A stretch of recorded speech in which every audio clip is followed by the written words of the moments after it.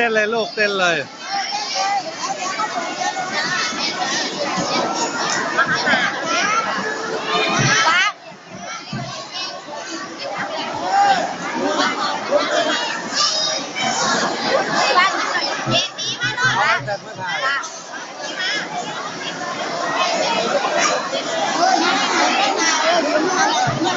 เต้นนะลูกเต้นอยู่นั่นแหละเต้นกับพี่แมน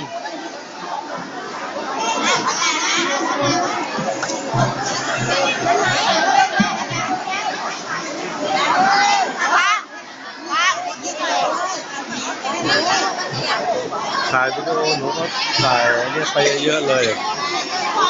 ถ่ายวิดีโอไว้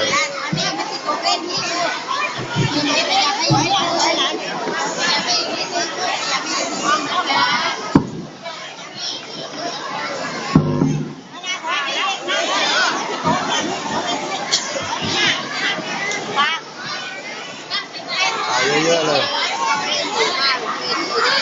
บอก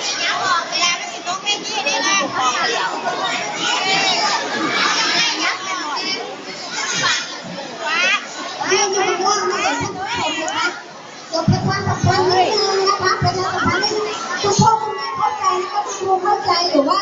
อยากจะเห็นลูกแสดงออกแต่ว่าถ้าคุณพ่อคุณแม่ถ่ายรูปตรงนี้นะคะข้างหลังหน้าจอค่ะให้เกิน2 นาทีลูกต้องหมด